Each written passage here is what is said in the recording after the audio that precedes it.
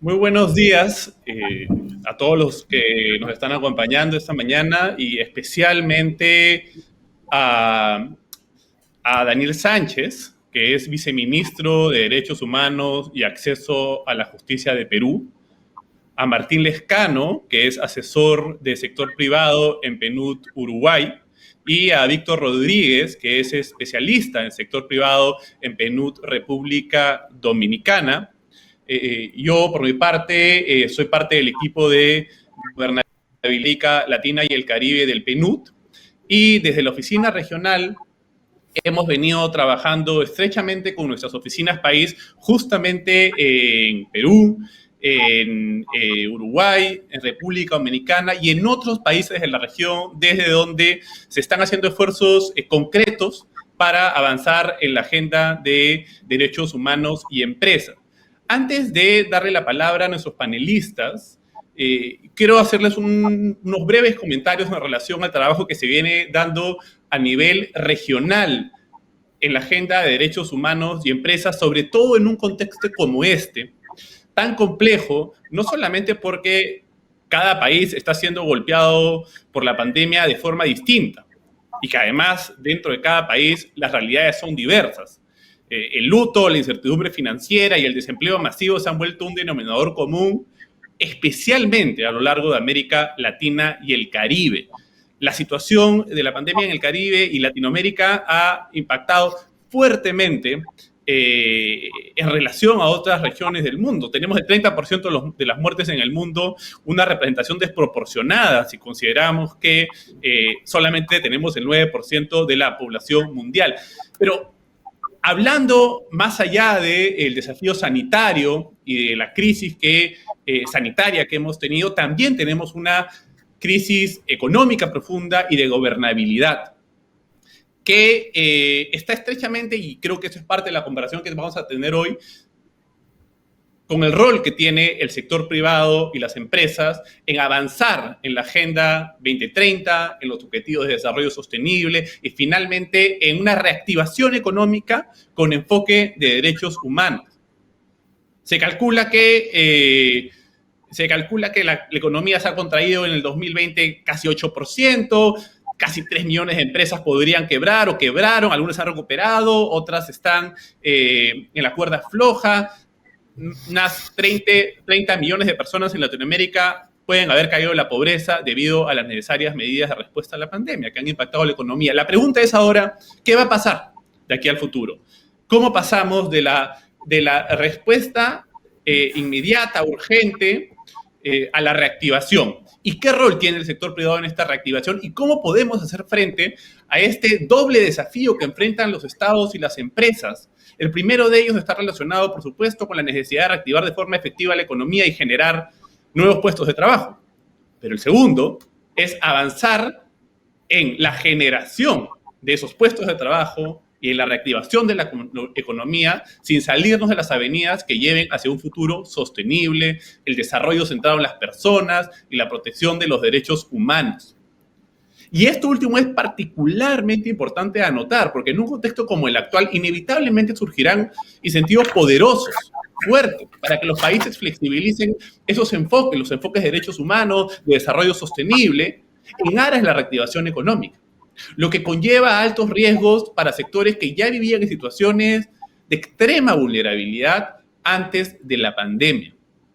Y desde la Oficina Regional del PNUD para América Latina y el Caribe, estamos convencidos de que para poder lograr obtener resultados distintos es necesario actuar de manera distinta, y eso significa cambiar paradigmas totalmente y pasar de una lógica de la empresa que se agota en la responsabilidad social como algo esporádico, externo, a un enfoque de corresponsabilidad, donde el Estado y las empresas tienen responsabilidad diferenciada, pero complementaria, en la protección de los derechos humanos. Y esto implica que los estados también comprendan que requieren de las empresas para poder avanzar en la agenda del desarrollo sostenible, porque las empresas indudablemente tienen un potencial único para desempeñar un rol central en la reducción de la pobreza, produciendo riqueza, generando nuevos puestos de trabajo de calidad y bien remunerados, activando el crecimiento económico. Además, pueden lograrlo en condiciones que promuevan la igualdad de oportunidades, igualdad de trabajo, ¿no es cierto? Y que combatan además toda forma de discriminación. Las empresas además, mediante sus operaciones, pueden facilitar el acceso a la información, el conocimiento, a la tecnología, que a fin de cuentas contribuyen en la cohesión social y amplifican las oportunidades políticas y sociales. Es por eso que el Estado requiere el emprendimiento privado y las empresas para fortalecer no solamente la economía, sino también la democracia, con resiliencia y construir un tejido social productivo y equitativo. Sin las empresas a bordo, difícilmente saldremos de esta severa crisis sanitaria, económica y de gobernabilidad. Y yo creo que ese es un mensaje que desde la Oficina Regional del PNUD queremos afianzar y queremos consolidar, sobre todo cuando ya se van a cumplir 10 años, una década, desde que se aprobaron los principios rectores de derechos humanos y empresas aprobados por la ONU. Son 10 años en los que se requiere evaluar lo trabajado y comenzar a rediseñar una agenda futura en un contexto tan complejo como el actual. En ese sentido, y les cuento rápido por qué es que hoy nos acompañan Martín, Daniel y Víctor. Estamos trabajando desde el PNUD con distintas oficinas país a nivel regional y sobre todo autoridades, como es el caso del viceministro de Derechos Humanos y Acceso a la Justicia de Perú, Daniel Sánchez, donde recientemente se ha aprobado el Plan de Acción sobre Derechos Humanos y Empresa 2021-2025, que, si no me equivoco, y Daniel nos va a contar, es el tercer país de la región con un plan de esta naturaleza. Y eso demuestra también todo el agua que todavía debe pasar debajo del puente. Y aquí tenemos a 3 actores de República Dominicana, de Uruguay y de Perú que han venido desarrollando esfuerzos bastante concretos para que eso ocurra y además con distintas perspectivas. Víctor seguro nos va a contar sobre todo el trabajo de inclusión, además, que se ha venido realizando con la comunidad LGTBIQ y en otros frentes también. Con Martín hemos estado trabajando cercanamente junto además DERES, que es una empresa que trabaja asuntos de responsabilidad social empresarial y además con GEMA, otra socia estratégica del Perú-Uruguay, en donde hemos buscado aterrizar la autoevaluación rápida de derechos humanos y empresa, que se aprobó en marzo del año 2020 en el contexto de el surgimiento de la COVID, para darle un sabor uruguayo y ver las maneras de que sea implementado dentro de su territorio. Y por su parte, Perú también se ha aprobado recientemente el plan, como les comento, y seguro hay otros frentes, que donde además, algo que he descubierto en los últimos meses de trabajo en el territorio, en Latinoamérica, es que los derechos humanos y empresas es un asunto que aún no cala en el sector privado. Y no cala en parte también porque requerimos construir una narrativa que sea inclusiva, que le haga ver a las empresas que es un valor agregado proteger los derechos humanos y que no es un costo. Es que no piensen, uy, ahora me vienen con los derechos humanos a hablar. Con la justa puedo pagar mi planilla y ahora quieren que incluya un tema complejo como este, que no es mi responsabilidad, es del Estado o de los individuos, ¿no? ¿Cómo construimos esa narrativa para incluir a los privados? Y probablemente, y aquí yo le voy a dar la palabra a Daniel. Bienvenido, Daniel, viceministro de Derechos Humanos y Acceso a Justicia de Perú. Para mí es un orgullo, además, como peruano, soy bastante consciente del esfuerzo que ha habido detrás de, por supuesto, es una coincidencia que Daniel haya sido invitado porque tienen un producto bastante concreto, que es el Plan de Acción de Derechos Humanos y Empresas, y es importantísimo escuchar ese esfuerzo detrás, porque evidentemente ha encontrado barreras, no es una tarea tan sencilla. Así que, bienvenido, Daniel, muchas gracias, te cedo la palabra y el espacio es todo tuyo.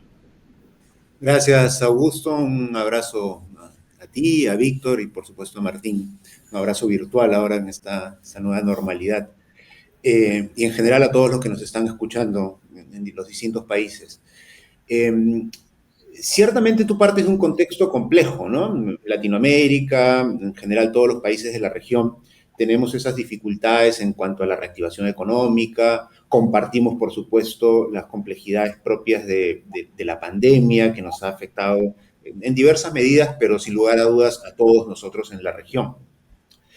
Y claro, uno se pregunta, En ese contexto económico difícil, en ese contexto de pandemia absolutamente precaria en la región, y si le sumamos algunos elementos adicionales en nuestro país, en el caso de Perú, de informalidad empresarial, laboral, del orden del 70-80%, y además una inestabilidad política en la cual en el proceso del Plan de Empresas y Derechos Humanos, de la construcción de este documento, hubo 3 presidentes, 6 ministros de justicia.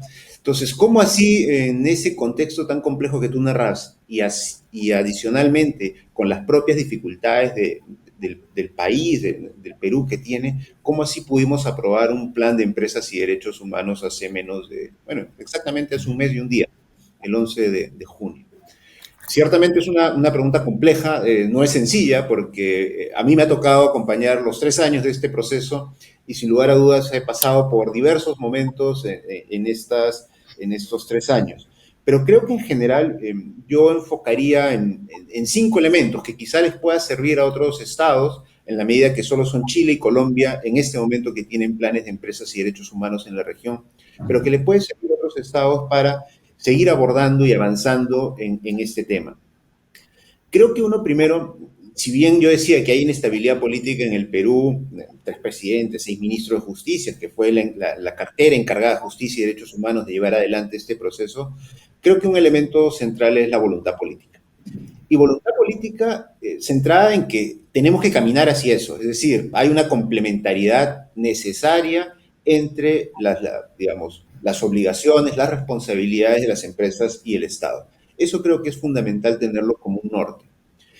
Pero acompañado de esa voluntad política es fundamental tener equipos de trabajo que se puedan mantener durante todo ese tiempo. Y eso es respaldar a los equipos que han venido generando la confianza con los empresarios, porque como voy a explicar en un momento, esto, como tú decías, es algo nuevo para muchos empresarios, pero requieren actores estables, es decir, personas que hayan generado esa confianza durante todo este proceso. Si tú los cambias a la mitad del tiempo, nuevamente establecer ese proceso de confianza hubiera generado que no pudiéramos contar con ese plan.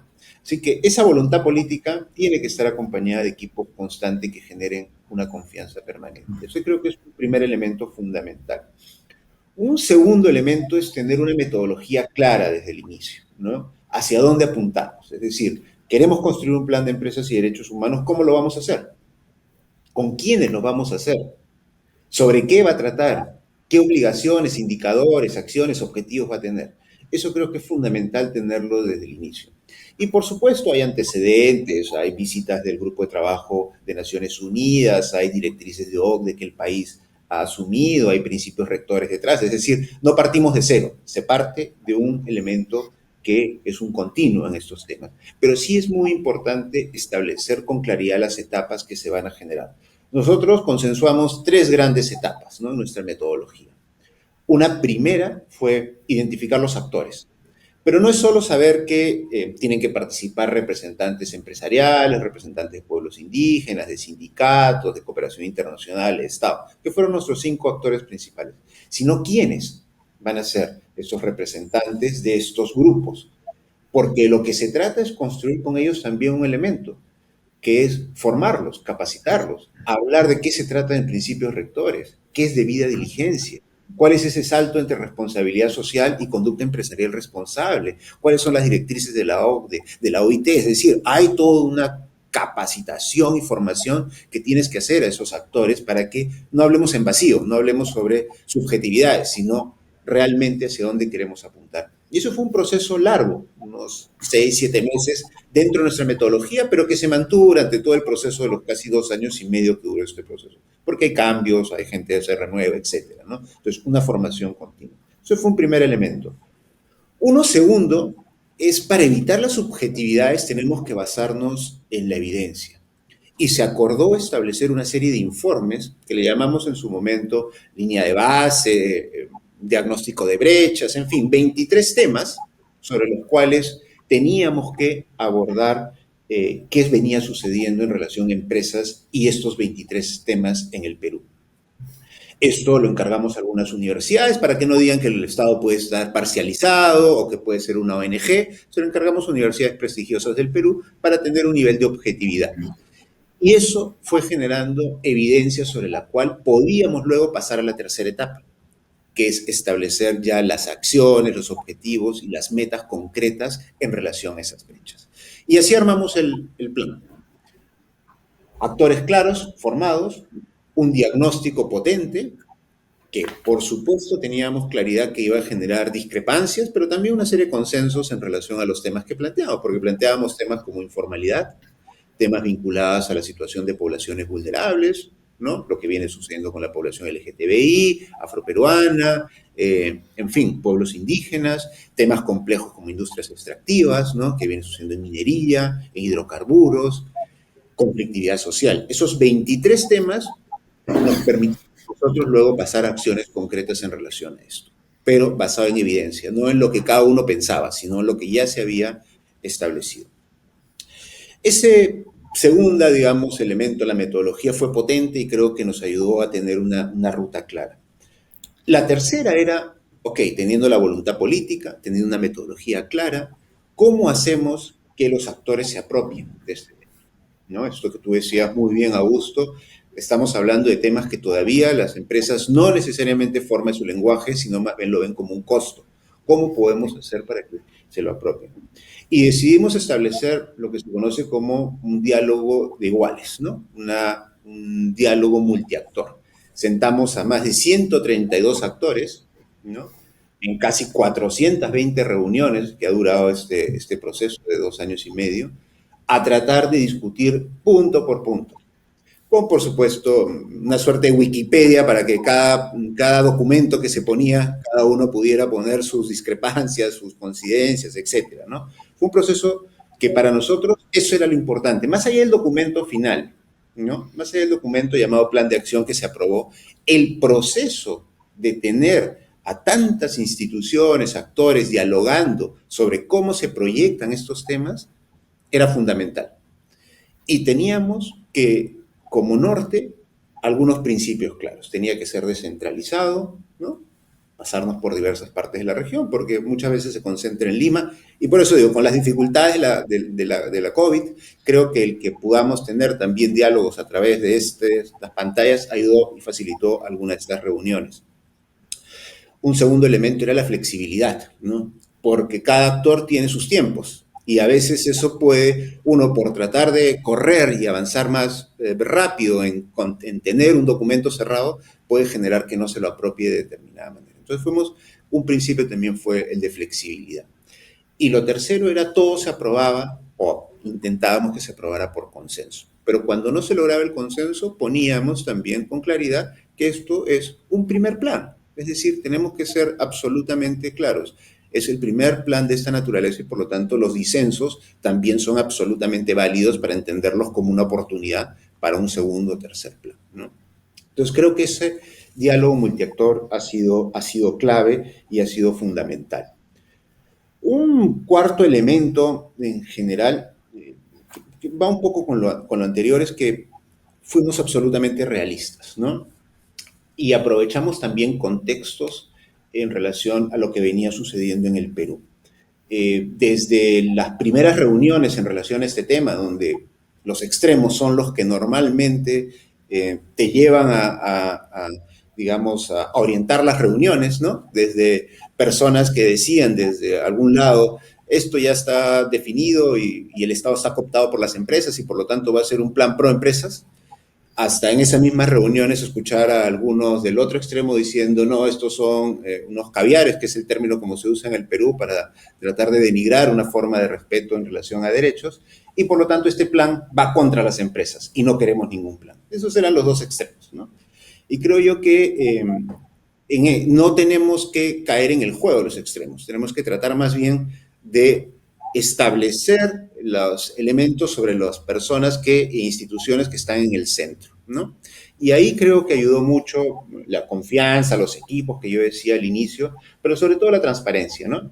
Y este elemento clave que fue, señores, señoras, este es un primer plan. ¿no? Un primer plan no puede satisfacer todas las expectativas que están sobre la mesa, no va a solucionar todos los problemas del país, de los 23 temas que hemos identificado, no se va a resolver con un plan la informalidad del Perú, eso es algo que hay que ser completamente honestos, esos son procesos, pero lo que tenemos que tener en claro es que aquí hay 123 instituciones, actores, y esto ya es un primer paso para algo que puede significar un gran cambio a futuro, ¿no? Entonces, esa transparencia, ese realismo creo que ayudó muchísimo. Creo que también en los momentos claves, finales del plan, cuando también hay que ser honestos, habían determinados grupos que decían que no se debía aprobar, que debía quejarse al siguiente gobierno, creo que el contexto de crispación política también ayudó en el Perú. Y quiero ponerlo de otra manera, ¿no? El Perú en los últimos meses ha tenido, sin entrar en el detalle por la neutralidad que debemos guardar el proceso electoral como funcionario del Estado, pero entró en un proceso de crispación muy difícil en la segunda vuelta.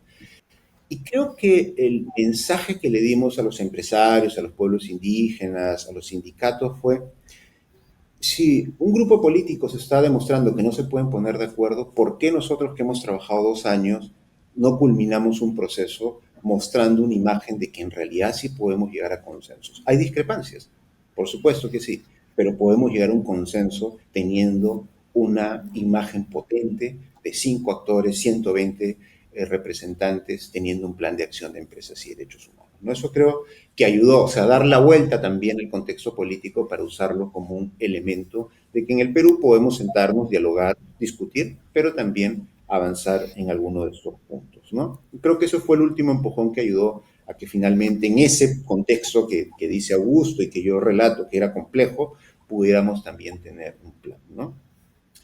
Y el quinto y final elemento creo que ha sido fundamental la cooperación internacional, ¿no? Sin actores claves como PNUD, como la OIT, como CERAL, que es un proyecto de la Unión Europea con diversos actores, sin el apoyo del Alto Comisionado de Naciones Unidas, sin pronunciamientos de la CIDH, sin la propia OCDE, hubiera sido imposible.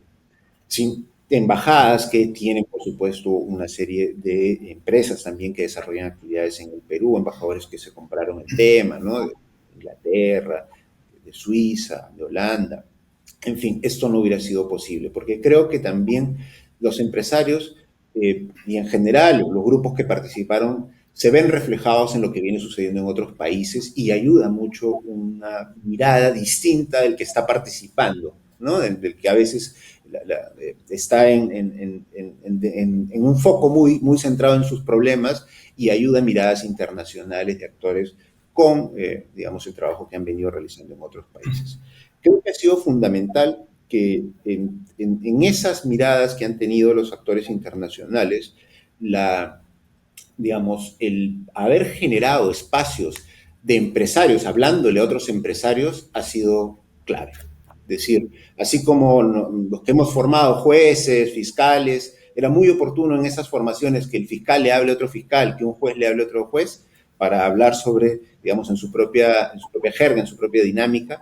Ha sido clave que los empresarios chilenos, por ejemplo, que ya tienen un plan de empresas, o algunos colombianos, o españoles, la Cámara de Comercio Española ha sido clave, porque te hablen un propio lenguaje, que es esto que decía Augusto, es los abogados hablamos de código civil, no hablamos de código civil, código penal, de normas, de derechos, en fin, no estamos acostumbrados a un lenguaje de competitividad, de renta, de cadena de suministro, en fin, de toda una nomenclatura que ellos tienen, que les es muy propia y que cuando hablan entre ellos se van entendiendo y con experiencias de países que ya tienen planes de empresas ayuda sobremanera, ¿no?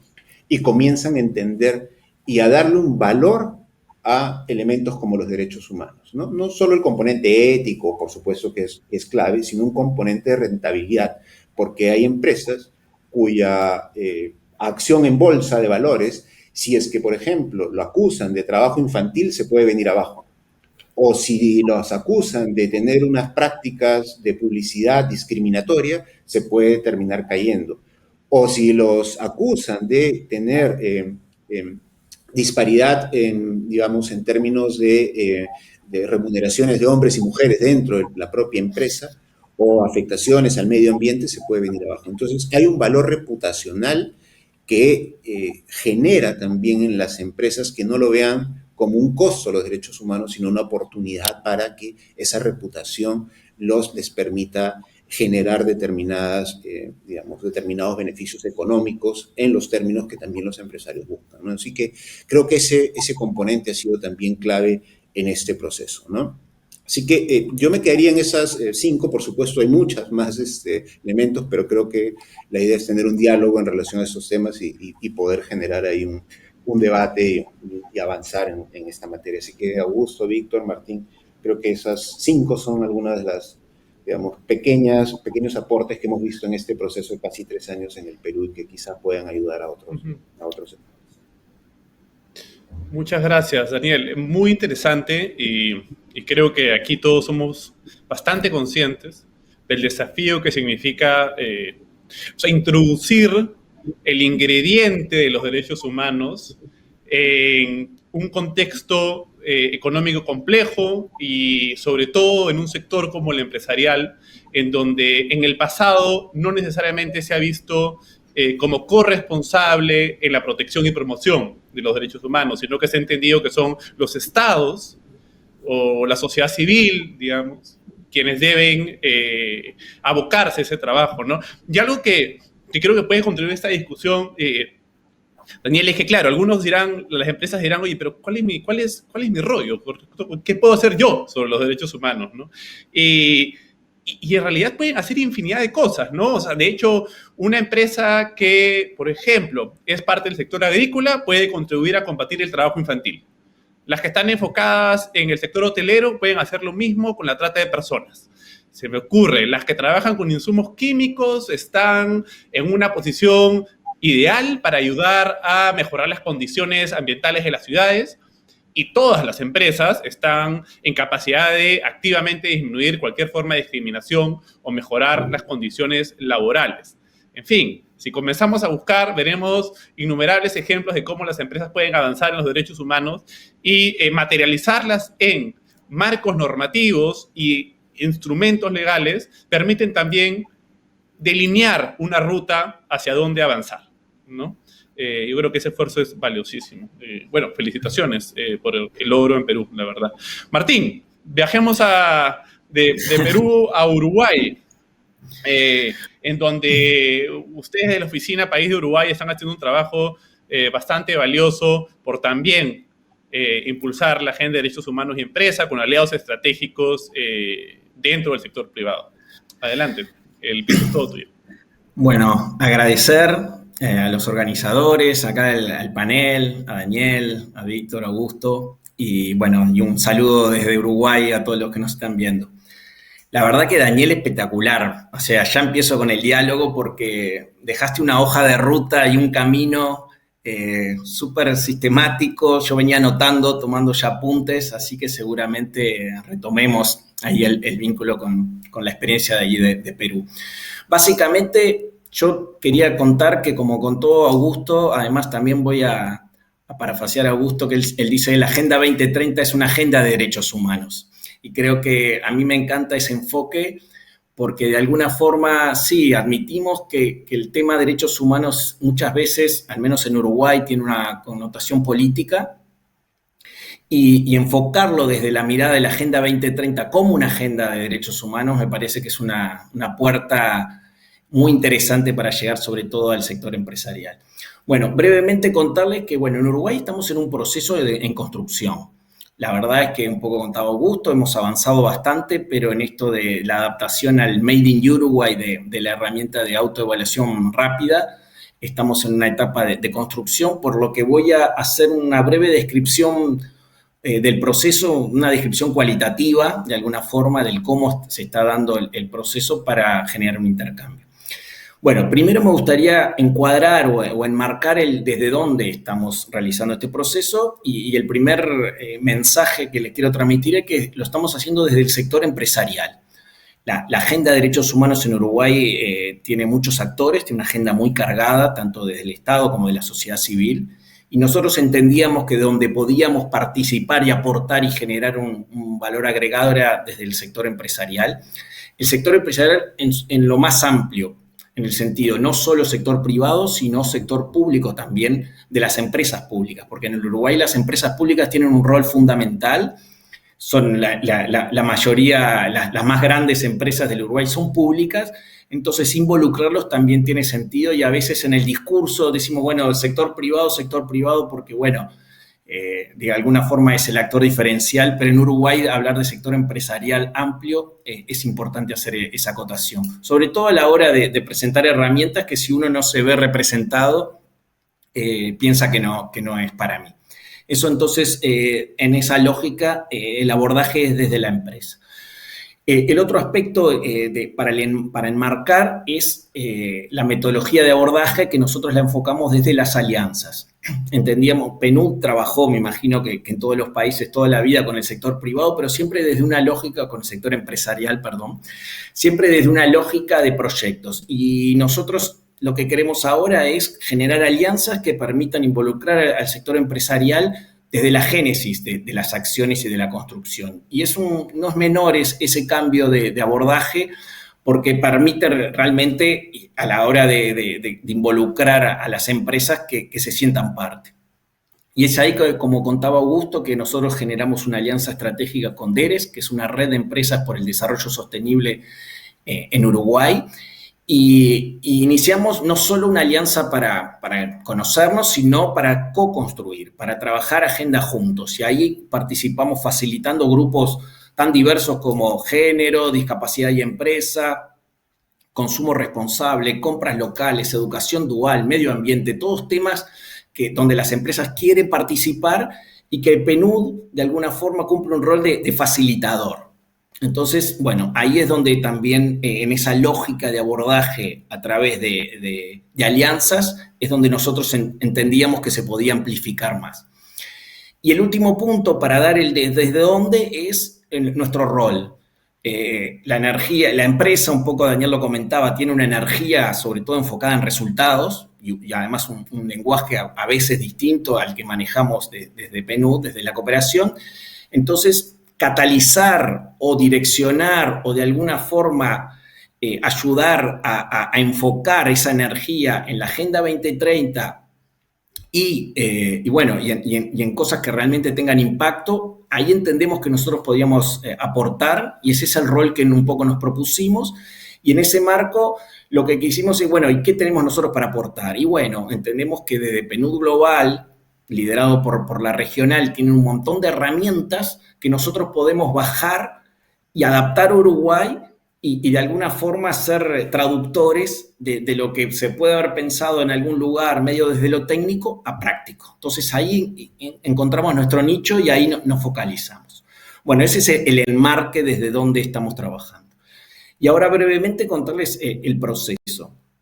En esa línea, bueno, de bajar herramientas digamos, que han sido probadas, pero no lógica de paquetes, sino tratar de adaptarlas a Uruguay, es que iniciamos un proceso junto con DERES, con esta red global y con el apoyo de la regional, y ahí obviamente está de más decir que encontramos en Gloria, Rita y Augusto total disposición, lo que nos permitió que enseguida poder implementar un ciclo de talleres en los cuales es interesante lo que traía Daniel porque abordamos el tema sensibilización. Entonces, bueno, el ciclo fueron 3 talleres en los cuales Víctor participó, la verdad que fue un placer tenerlo, donde primero trabajamos el tema Agenda 2030. Después se fue bajando al rol de la empresa en la Agenda 2030, finalmente casos concretos como el de República Dominicana y la herramienta práctica para bajarlo a tierra. Esa lógica de embudo nos permitió un poco lo que traía Augusto, no espantar a nadie, decir, bueno, metemos derechos humanos, decimos, ¿qué vendrá? Bueno, ahora si me ven, me comprometo, etcétera. No, es una lógica bien concreta, en lo cual, desde lo general, a ir bajando a donde concretamente se pueden participar, generó una sensibilización y la verdad, un interés a nivel empresarial espectacular. Entonces, nuestro proceso tuvo primero esa parte de sensibilización generando interés. La siguiente etapa que nos propusimos fue, ok, tenemos a las empresas cautivas, vamos a pensar en cómo podemos presentarles una herramienta, pero ya con algún filtro, bajada un poco a tierra. Y ahí fue que generamos un grupo de trabajo con informantes calificados, expertos, un poco la consultora GEMA y otros colegas, junto con DERES y otros colegas de Uruguay, donde lo que hicimos fue empezar a revisar esa guía de autoevaluación y ver qué, digamos, qué podría romperle los ojos, por ser bien práctico, al empresario uruguayo, qué podría adaptarse, qué se podría mejorar. Y bueno, en esa línea empezamos un proceso donde surgieron algunas cosas generales, unas específicas. A modo de resumen, por ejemplo, de forma general, surgió el tema de involucrar lenguaje inclusivo desde la perspectiva de género. Por ejemplo, asociar los indicadores a los objetivos de las metas ODS, que no necesariamente estaba.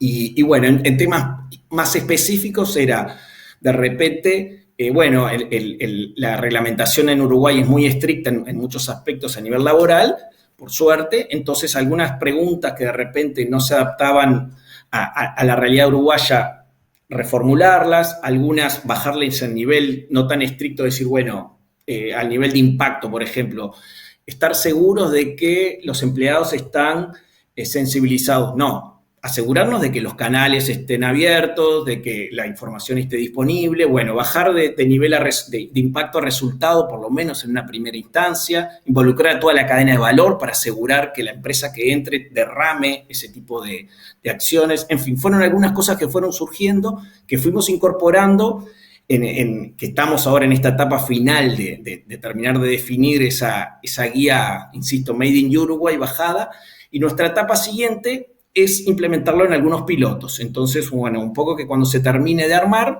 nuestra idea es llevarla a 2 o 3 empresas puntuales para implementar la herramienta, recibir el feedback, incorporarlo. Desde esa lógica nos quedaría una herramienta validada, una herramienta adaptada, que entendemos que va a generar impacto. Obviamente no es una cosa cerrada, porque lo bueno de este tipo de herramientas es que son vivas y que estamos abiertos a ir adaptándola.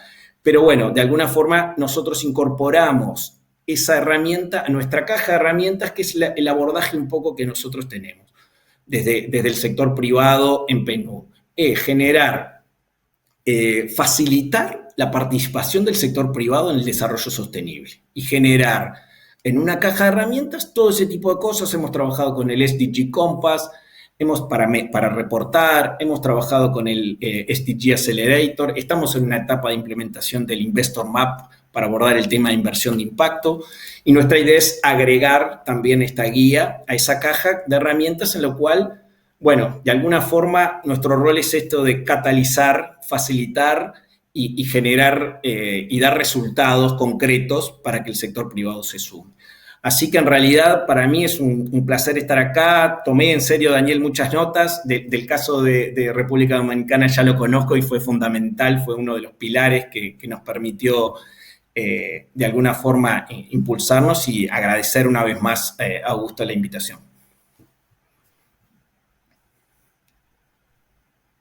Gracias a ti, Martín. Creo que en Uruguay se está avanzando bastante y para mí ha sido una lección interesante de Uruguay, en tanto creo que hace ver y entender y siempre tener presente de que cada realidad tiene sus propias necesidades, ¿no? Y es evidente, ¿cierto?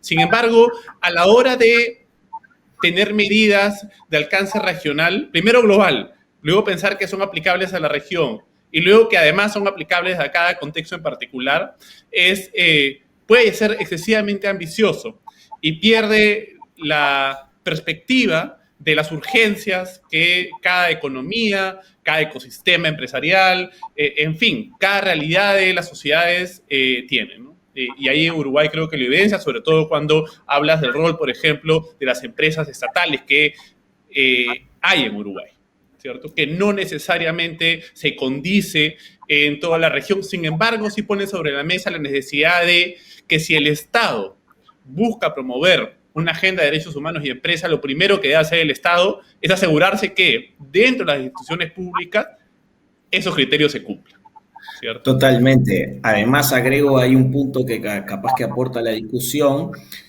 que nosotros para pensar y de alguna forma traccionar el impacto, estamos ahora viendo de trabajar con el área de compras estatales, porque en Uruguay las compras estatales es impresionante cómo mueven y generan realmente impacto en las empresas y en toda la cadena. Entonces estamos ahora en un proceso de cómo, de alguna forma, facilitar que las compras sostenibles, con distintos criterios y sin que eso genere de alguna forma trastornos en el mercado, pero que sí fomente de alguna forma que las empresas digan, bueno, ok, a mí me sirve sumarme a esto, o sea, por un tema de mercado. Más allá de los otros intereses que son todos válidos, pero sí que, bueno, aportar eso también.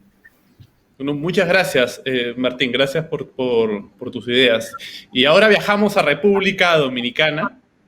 Y aquí tenemos a Víctor Rodríguez, que trabaja, lidera además la Agenda de Derechos Humanos y Empresa con bastantes buenos resultados. Me atrevería a decir que en República Dominicana se han dado pasos agigantados con proyectos bastante concretos que han tenido impactos bastante medibles y que han generado un beneficio real en la gente. Y además tienen publicaciones bien interesantes que invito a todos a leer, que están colgadas, imagino, en la web de PNUD República Dominicana.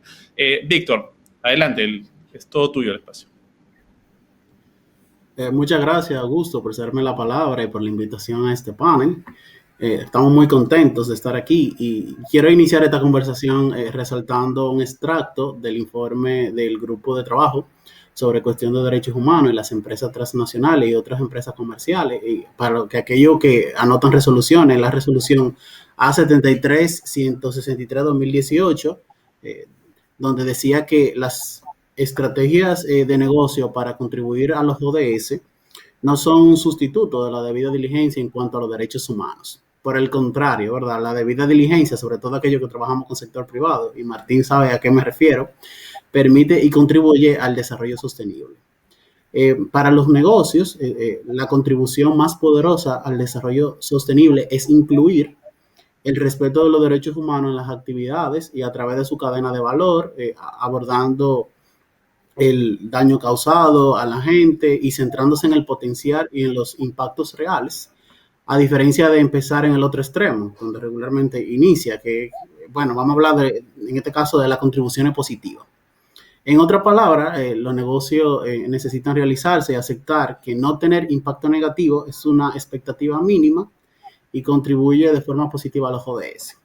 Entonces, tomando en cuenta este informe y obviamente los documentos de la misma Organización de la ONU, la misma Declaración de Derechos Humanos, los principios rectores de empresa, los 10 principios de pacto global, los estándares laborales internacionales que existen y también los principios de empoderamiento económico de la mujer, es que en República Dominicana se han establecido una serie de prioridades programáticas en PNUD que incluyen 7 áreas específicas, entre ellos, número 1 es la localización de la Agenda 2030, cuarto principio. Número 2 es la seguridad y la protección social. Número 3, el consumo y producción sostenible. Todo el tema también a distancia, todo el tema de reactivación de turismo. El eje sector privado, que incluye todo el tema de financiamiento de los ODS, herramientas como el SDG Impact, los sellos, reactivación de MIPYMES, ecosistema de innovación y todo el tema de competitividad.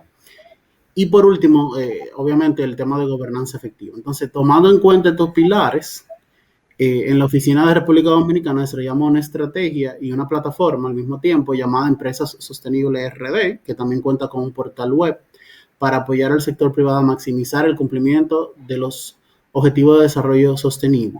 Y es una plataforma que aborda 2 grandes iniciativas de PNUD. La primera es los estándares de SDG Impact, el cual nosotros estamos impulsando y se conciben como una guía para armonizar las iniciativas del sector privado en materia de sostenibilidad con el cumplimiento de los ODS. De esta manera también ayuda a todo el tema de implementación, medición, comunicación, que pueda vincularse de manera óptima y de forma escalable, en forma práctica y concreta en las diferentes dimensiones de la Agenda 2030. Hay una serie de certificaciones, pero el valor agregado de SDG Impact es que toma los ODS para maximizar todo lo que las organizaciones privadas y bueno, y también públicas en este caso pudieran aprobar, desplegar para el logro de la Agenda 2030. Esta metodología tiene inicialmente 4 componentes fundamentales para las empresas, entre ellos que inicia con la parte de la estrategia de la empresa, todo el tema abordaje gerencial, la gobernanza y fundamental también la parte de transparencia. Entonces tiene una serie de niveles que ayudan a tomar las estrategias en base a decisiones, mira los riesgos y oportunidades, tomando en cuenta todo el tema de desarrollo sostenible, ayuda a mapear la gestión de impacto. Esto es fundamental para el logro de la agenda y también prevé en este caso una serie de autoevaluaciones y análisis de la deficiencia para el logro de los objetivos. Es una de las herramientas que nosotros dentro de nuestra plataforma abordamos en el día a día con el sector privado. Hemos hecho una serie de talleres, hemos hecho alianza con el Consejo Nacional de Empresa Privada, CONEP, la Asociación de Jóvenes Empresarios, la Asociación de Industria República Dominicana y otros sectores que son fundamentales porque esto no lo podemos lograr solo, sino que tenemos que vincular las empresas, el gobierno, también sociedad civil para llegar más lejos. En otro tenor, y la segunda herramienta que nosotros utilizamos es fundamental para la plataforma, es la plataforma Business Call to Action, que fue lanzada en 2008 por PNUD y tiene un enfoque hacia desarrollar modelos comerciales inclusivos que involucren a personas en la base de la pirámide, que regularmente son personas que viven con menos de $10 al día en el poder adquisitivo en dólares estadounidenses de 2015 y estos son, bueno, los consumidores, los productores, los proveedores, distribuidores de bienes y servicios y personas empleadas. Esta fue una plataforma que se desarrolló con apoyo del Ministerio de Relaciones Exteriores de los Países Bajos, la Agencia Sueca de Cooperación para Desarrollo Internacional, también la Agencia Suiza, nosotros y el Departamento de Desarrollo Internacional del Reino Unido. Entonces, invitamos a todos los que nos están viendo que en el día de hoy, si quieren de otra manera explorar tanto metodologías como herramientas de forma gratuita para medir la contribución a los ODS con enfoque de derechos humanos, bueno, pues ponemos a disposición estas herramientas como la herramienta de laboratorio de impacto, negocios inclusivos, madurez, que la pueden encontrar en el portal de businesscalltoaction.org. Aquí en República Dominicana no ha funcionado bastante bien el tema de género, el sello de igualdad de género, que es una iniciativa global del PNUD y que en República Dominicana se implementa bajo el liderazgo del Ministerio de la Mujer y busca redireccionar la gestión de las empresas con enfoque hacia género femenino, no solo en el espacio de trabajo, sino también en la construcción de un nuevo esquema de pensamiento. Actualmente estamos trabajando, el sello con 44 empresas a nivel nacional.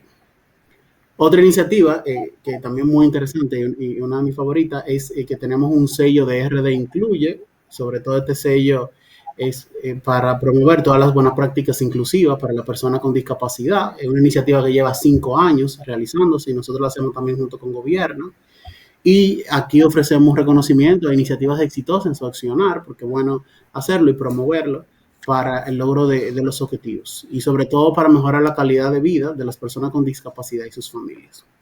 Ya puntualmente en tema de inclusión, nosotros hemos desarrollado, hace poco terminó un proyecto de recuperación socioeconómica inclusiva para grupos vulnerabilizados.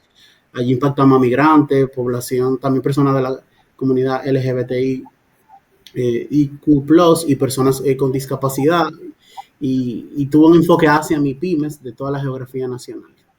Asimismo, también hemos trabajado una serie de conferencias a través de una iniciativa que se llama Dominicana Diversa e Inclusiva para empresas, a los fines de generar una serie de capacidades, a los fines de que estos puedan trabajar de una forma inclusiva, ¿verdad?, en las organizaciones del sector privado y que se puedan sentir a gusto y cómodo.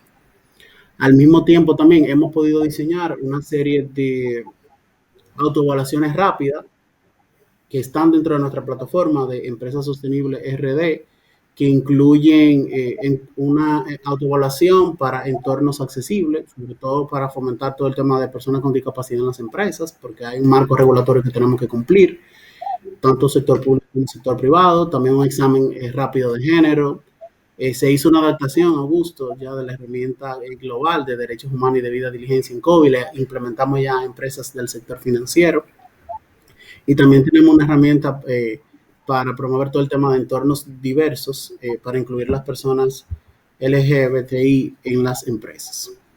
Ya para ir concluyendo, es importante también resaltar que en temas de género nosotros elaboramos una guía de gestión de negocios para mujeres emprendedoras y la estamos implementando para fortalecer aquellas MIPYME lideradas por mujeres, porque parte de nuestra estrategia del sector privado, que decía que se llama Empresa Sostenible, incluye todo un abordaje y una estrategia de apoyo a MIPYMES, sobre todo por ser en República Dominicana el 98% del tejido empresarial dominicano y estas aportan al PIB en un 38%. Entonces, como se fijan, nosotros vemos todo el tema de derechos humanos muy alineado a todo el tema de sostenibilidad, también ambiental, y por esto hemos creado también la hoja de ruta de producción y consumo sostenible que se lanzó en agosto del 2020. Y este es un instrumento que representa el renovado compromiso entre el gobierno, sector privado, sociedad civil para alcanzar una visión de sostenibilidad.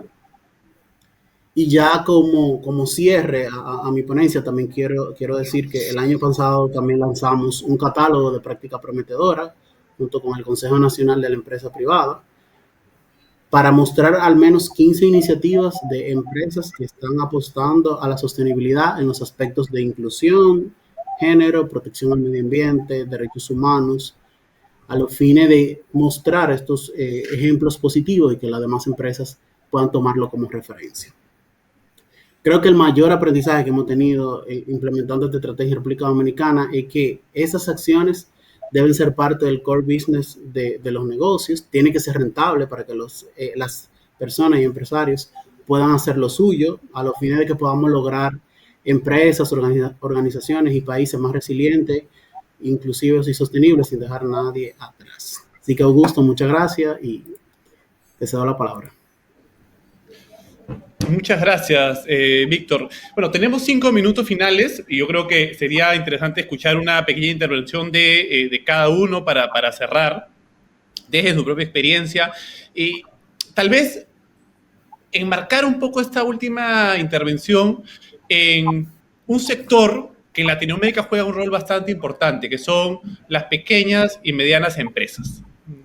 En Latinoamérica, aproximadamente los negocios con menos de 100 trabajadores representan, no sé, 99.5% de todas las empresas, comprenden el 60% de la población formalmente empleada, creo que en el Perú debe estar alrededor de entre el 40 y el 50%, generan 25% del PBI, en algunos países más, por cierto, en otros menos, y son, en fin, responsables de buena parte de la provisión de bienes y servicios de América Latina y el Caribe.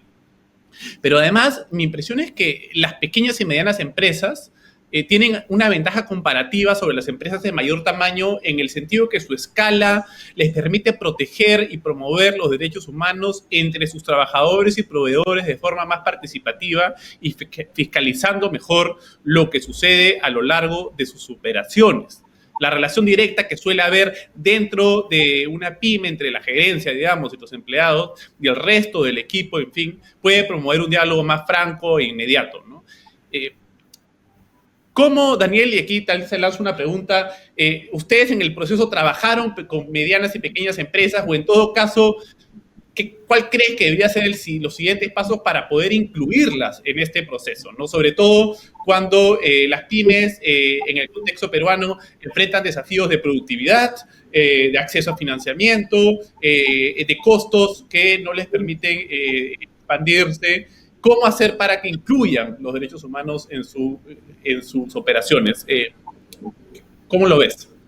Sí, a ver, en general tenemos siempre, por lo disperso del universo de las pymes, problemas de representatividad, ¿no? En el Perú los problemas de representatividad siempre son complejos en relación a los grupos y a las diversas, digamos, niveles de gremios y de grupos que existen, ¿no? Entonces es un primer elemento a tener en cuenta porque incluso las propias pymes se sienten que dentro de los gremios más grandes no necesariamente son tomadas en cuenta entre los gremios empresariales más grandes. Entonces es un primer elemento, creo yo, que es tratar de generar los espacios para que puedan plantear sus propios problemas, que son distintos muchas veces de las grandes empresas. Eso creo que es un elemento importante, el de darles espacio para que tengan voz. Lo segundo creo yo que es sumamente importante también tener en cuenta que muchos de estas pequeñas empresas, probablemente los temas de derechos humanos, las pequeñas y microempresas, esos temas de derechos humanos no les son del todo cercanos. Entonces sí es fundamental ahí empezar a trabajar todo un programa, no sé si de especialización, de formación, de sensibilización, de capacitación, llamémoslo como queramos, pero lo importante es comenzar a trabajar un lenguaje claro, sencillo, para estas empresas. Porque probablemente cuando les hablamos de ODS, cuando les hablamos de debida diligencia, cuando les hablamos de conducta empresarial responsable, son términos que no necesariamente juegan el día a día con muchas de estas empresas. Entonces, sí creo yo que tenemos que hacer el esfuerzo desde el Estado, de la cooperación, desde la academia, de poder transitar a un lenguaje sencillo el tema de derechos humanos para que les sea útil, ¿no? No solo en su relación de empresa con su entorno, sino en su relación propia de intraempresa, ¿no? Yo recuerdo un ejemplo muy claro que nos dio un empresario español, un empresario grande de energía, pero que puede ser también trasladado a la quizá micro y pequeña empresa, ¿no? Él decía que había tratado de compatibilizar la vida familiar con la vida laboral de las personas, ¿no? Darles la posibilidad que tengan menos horas de trabajo productiva, pero que esas 6 o 5 horas que estaban dentro de la empresa sea absolutamente productiva para que luego puedan compatibilizar su vida familiar. Y eso había evitado que otras empresas que probablemente les pagaban mucho más a esos trabajadores generaran una salida de estas personas a otro espacio. Y ellos decían, si bien mi productividad no ha crecido, sí mis costos de mantener a determinados empleados se ha reducido. Porque en esas horas que están, ellos quieren quedarse en una empresa que quizás no les paga tanto, pero que sí permite compatibilizar su vida laboral con su vida familiar. Eso quizá también sea un elemento sobre el cual podamos hablar en temas de derechos humanos que les interese a los empresarios, que les interese a los trabajadores y podamos trasladar un lenguaje, digamos, que pueda ser utilizado, ¿no? Un tercer elemento, creo yo, además de la capacitación, de estos componentes de debida diligencia en términos de instrumentos, creo yo que es fortalecer al Estado. Tiene que tener también una capacidad de vigilar, supervisar estos temas, porque finalmente estamos hablando de derechos.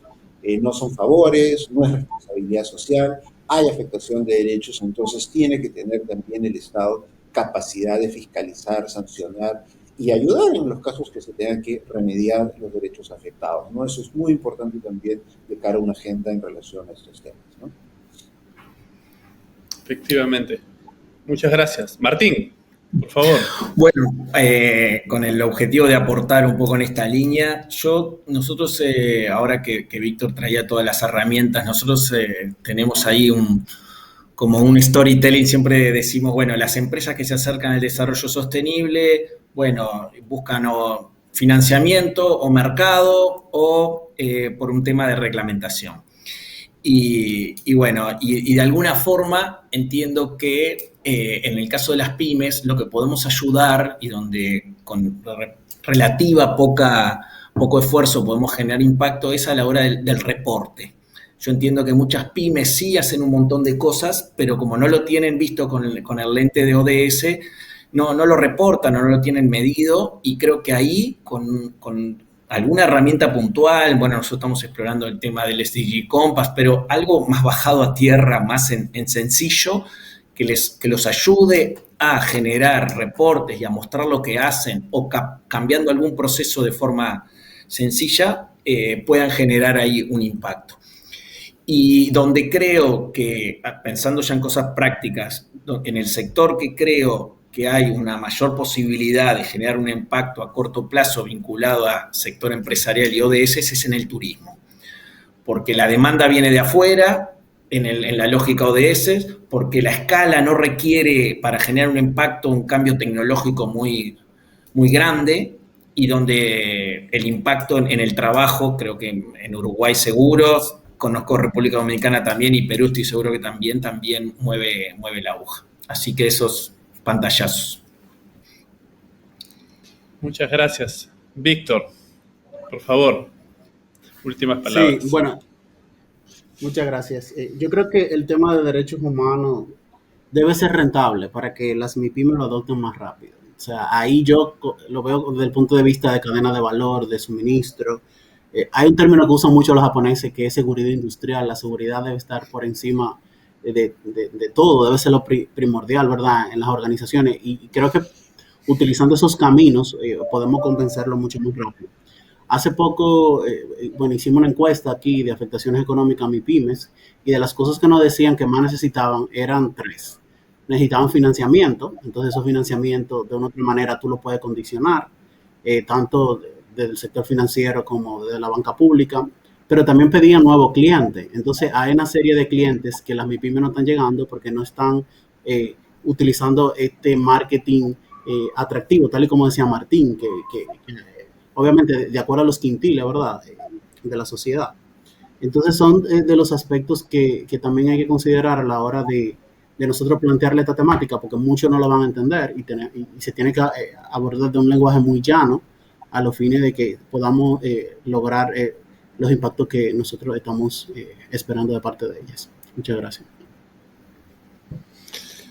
Bueno, muchas gracias, Víctor, Martín y Daniel. Se nos acabó la hora.